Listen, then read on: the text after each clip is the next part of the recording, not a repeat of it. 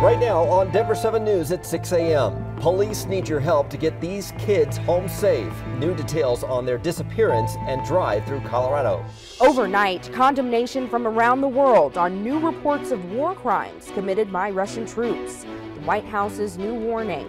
Plus, getting you an earlier alert in an emergency. Another metro city considers signing up for a service through FEMA. I'm Denver 7's Veronica Acosta, and warnings just like this were used in Boulder for a wildfire 2 weeks ago. Why not everyone got that evacuation notification? And the Denver Nuggets aren't slowing down for their last week of the regular season. With another win under their belt, the team prepares for the playoffs. Hopefully we're gonna even go a step further and we'll be even better.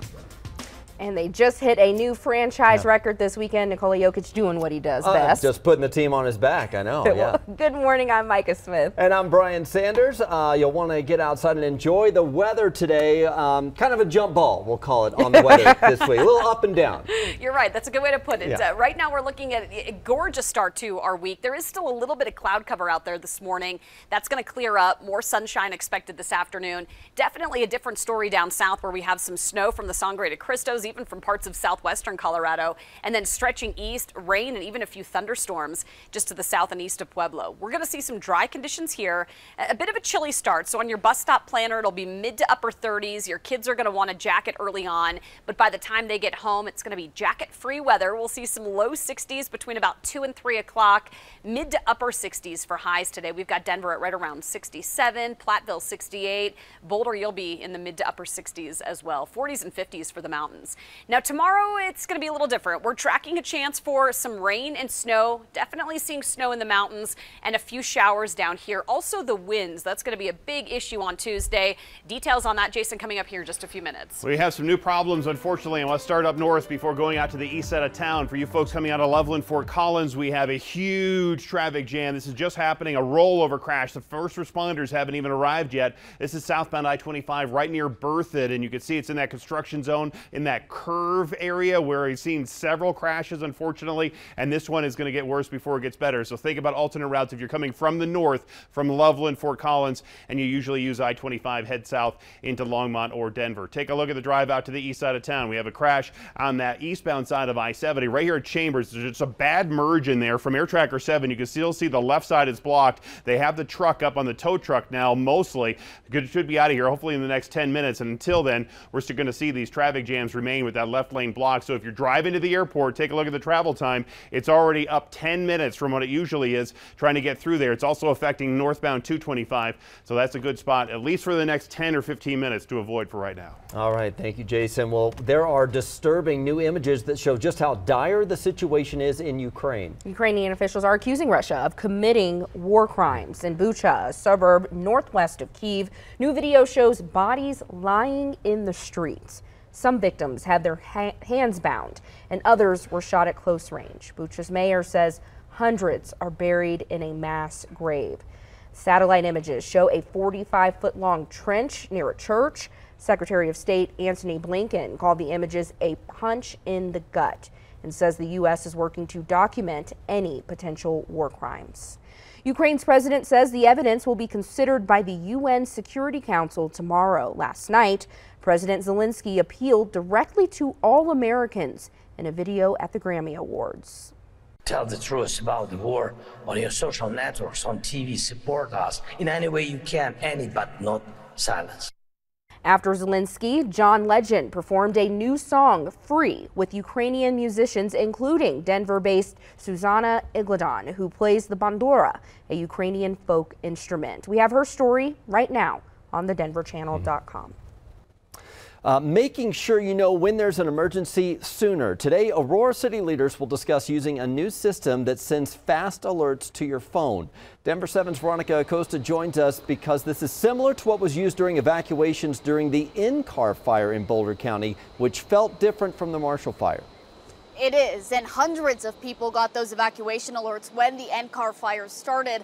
Now cities across the metro are starting to get serious about these exact kind of notifications. Today, Aurora is going to be discussing a brand new one. So that exact system, it's called Integrated Public Alert and Warning System, or IPAWS for short. It was used for the very first time, like you mentioned, when that NCAR fire sparked up over in Boulder County.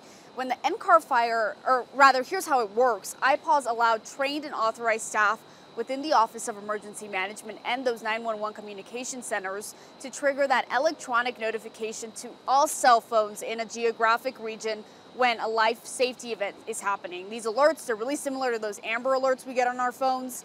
The alert system is special because it doesn't require you to sign up for them.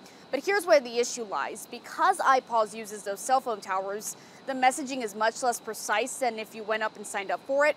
Anyone whose phone pings the relevant towers are going to get one of these alerts, even if you're outside of that area being impacted. So it's a known issue that officials say is unfortunate, but it's hard to avoid. Aurora City Council, they have plans to discuss implementing this system during a meeting today. That meeting is set to happen at 6:30 this evening. In Denver, I'm Veronica Acosta, Denver 7. Thank you, Veronica. Take a look at your screen here this morning. Police need your help finding these two missing children out of Wyoming. They were last seen with their mother, who does not have custody of the girls. Officials believe Alexis Roth is traveling through Colorado with the girls on her way to Texas. She's believed to be driving a 2009 white Dodge van. Officials are also looking for this Colorado inmate. They say Frank Elliott walked away from the minimum security federal prison in Littleton Sunday morning. He was serving a 6-month sentence for drugs. Tomorrow, there will be a rally at the state capitol raising election security concerns. But county clerks who oversee elections say your vote is safe. Denver 7's Christian Lopez joins us live. Christian, clerks say they've been through 2 years of increased hostility. Yeah, and they're asking for proof or simply asking them to stop making these claims against them. And they came together for a press conference Sunday. And during that meeting, a group of county clerks said that they have endured 2 years of false claims from conspiracy theorists. They highlighted the real life impacts and dangers that these claims have on the community. And among the speakers were Republican Weld County Clerk Carly Koppes and Denver County Clerk Paul Lopez, who is a Democrat. The biggest message is, again, we are putting this demand that they are acting in good faith, that they do come and bring us not just the reports, but everything, all of the data that they analyze, all of the affidavits that they have, anything and everything. Bring it to us, and we will make sure and give it its fair due in an investigation. And they also told me that they've had to spend thousands of hours answering questions from the public about these claims, but still they're dedicated to making sure that they address any concerns with the community. Live in Denver this morning, I'm Christian Lopez, Denver 7. All right, thank you, Christian. At the same time, some county clerks are facing accusations of spreading misinformation. The most prominent being Mesa County Clerk Tina Peters, who will be at tomorrow's rally. She's currently facing charges related to tampering with election equipment and the leak of sensitive election information. Despite this, Peters is running for Secretary of State against Jenna Griswold. Colorado's GOP leadership have called on her to end her campaign. The Secretary of State is also investigating Elbert County Clerk Dallas Schroeder after voting system hard drives were copied and distributed.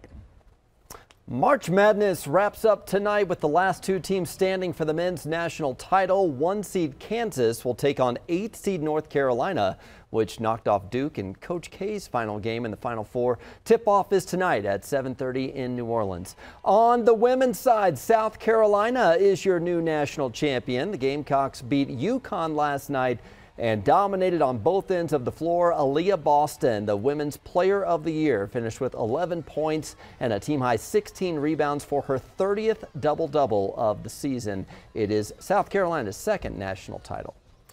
The Denver Nuggets are coming in hot for the last week of the regular season. Yeah, they beat the Lakers in LA Sunday, 129-118, and Nikola Jokic is making his case to be the league's MVP again. He had another huge performance with 38 points, 18 rebounds, and 6 assists. They've won 4 of their last 5 games with a franchise record 25th win on the road. This was an important road win. We've been a great road team all season long, and this being our last regular season road game of the season, it was great to get a win. I think it was a collective, we all collectively played really good today, But hopefully we're gonna even go a step further and we'll be even better. Know what we have to do to clinch one of those top 6 seeds. We talked about it before the game. Everyone's on the same page. We know what we got to do. And obviously, just late in the year, you want to be playing, obviously good basketball, trending in the right direction, going into the playoffs. There are 3 more games to go, all at home at Ball Arena. The first is tomorrow night against the Spurs. The team moved up to 5th in the Western Conference standings, a half game ahead of the Jazz. Now, Lisa, it was hard to wake up this morning, but the Nuggets made it a little bit easier with the way they're playing. I think you're right. Yeah, it's going to be fun to watch. We've got not only great basketball, but now baseball, the home opener on Friday.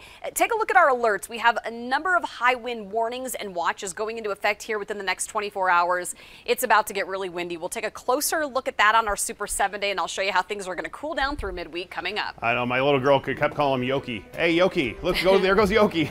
We have a good drive going on for the west side of town, but it's the east side of town that we're still dealing with this crash with that truck. Went into the wall there. They're just about to leave here in the next minute or two, and we'll have all eastbound lanes of I-70 by Chambers open. The traffic jam from Peoria will get better. We have a huge crash up by Berthoud that's affecting you coming in from Fort Collins and Loveland. Details on that in just a minute. Do you already have plans for your tax refund money, where most Americans say they'll spend theirs? And let's go Rockies. Baseball season starts Friday. The new high-tech way you could see pitchers and catchers communicate this year.